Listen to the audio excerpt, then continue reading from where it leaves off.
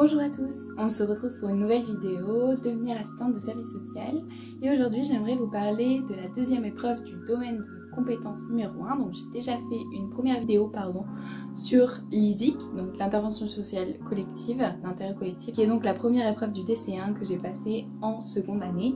Et aujourd'hui j'aimerais vous parler de l'ISI, l'intervention sociale individuelle, qui est donc la deuxième épreuve du DC1, que j'ai passé en fin de troisième année. Je définirais cette intervention comme le cœur même du métier d'assistante de service social.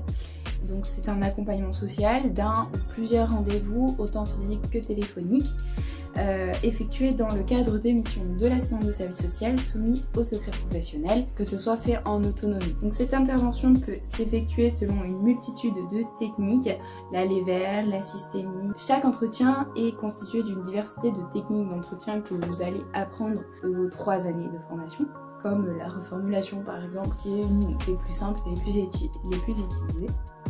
Donc qu'est-ce qu'on nous demande véritablement en formation? Donc c'est un dossier d'une dizaine de pages suivant la méthodologie d'expression du ISI, donc une intervention sociale individuelle, que je ne développerai pas forcément dans cette vidéo, mais pour faire court, l'ISI est divisé en plusieurs parties principales, donc l'introduction, le recueil de données factuelles sur une situation, donc l'accompagnement que vous avez vécu en stage, le tout en autonomie.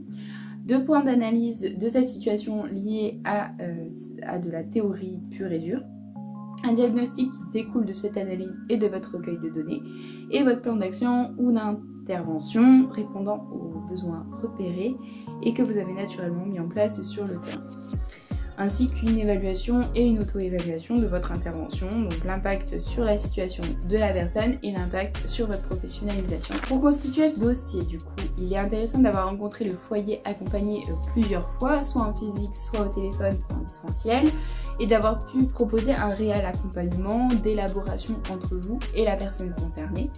C'est ce qui est selon moi le plus intéressant, mais un seul entretien peut tout à fait faire office d'accompagnement et rentre a priori dans le cadre de l'ISI. L'école, en tout cas mon école, a mis en place des petits groupes de travail avec un accompagnateur qui vous aide et vous guide pour améliorer votre écrit. Après l'écrit, il y a donc une soutenance orale pour parler de votre expérience et de ce qu'écrire ce dossier vous a permis de vivre et de comprendre avec 2 jurys. Donc pour parler de mon expérience, donc mon école elle nous a fait passer des épreuves blanches, donc autant écrites que orales, et ce fut vraiment enrichissant en fait. Il est un peu difficile de s'éloigner de la situation qu'on a pris blanche pour recommencer avec une nouvelle, mais on se rend compte qu'on maîtrise vraiment l'exercice et qu'on est plus à l'aise là-dedans. J'ai donc travaillé sur une situation de mon stage de 3e année pour ma certification dans un service social d'un département du personnel, donc le service social du personnel, pardon. Et j'ai voulu aborder une situation traitant des risques psychosociaux au travail au vu de mon lieu de stage. J'ai aimé travailler donc l'ISI, sans doute c'est mon dossier préféré.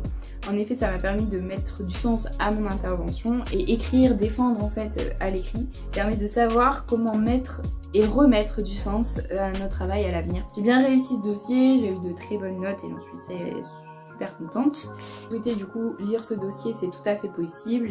N'hésitez pas à m'envoyer un message plutôt sur Instagram pour le coup. Et j'ai validé du coup ce domaine de compétence. Si j'ai des conseils à vous faire parvenir, on va dire, c'est de faire attention à l'affect dans vos écrits, au jugement, à l'interprétation, autant à la vôtre qu'à celle de la personne qui vous lit. Et là on retrouve un petit peu de DC3. Il faut faire parler la personne après avoir recueilli sa parole, donc dans l'écrit, faire voir la personne, faut qu'on la voie, faut que ça soit elle qui parle et pas vous, pas tout le temps en tout cas. Ne pas paniquer, vous savez faire, vous avez appris en stage et là il suffit vraiment, c'est vraiment l'exercice de concrétiser vos apprentissages à l'écrit, à l'école. Lancez-vous, n'ayez pas peur, vraiment l'ISI ça m'a permis d'aller faire ma première visite à domicile en autonomie. Donc vraiment n'ayez pas peur d'aller vers ce que vous ne connaissez pas justement pour ce dossier, c'est vraiment l'espace que vous avez pour le faire. Donc lancez-vous. Voilà, c'est à peu près tout ce que j'ai à dire par rapport au domaine de compétence numéro 1 et à l'ISI. J'ai vraiment apprécié toute ma formation et notamment le domaine de compétence 1 particulièrement parce que c'est le cœur du métier selon moi. J'espère que cette vidéo vous aura été utile et si jamais vous avez la moindre question, je reste disponible en commentaire et sur Instagram. N'hésitez pas. Et on se retrouve très bientôt pour de nouvelles vidéos, pour continuer cette série, parce que ce n'est pas encore terminé. À très bientôt.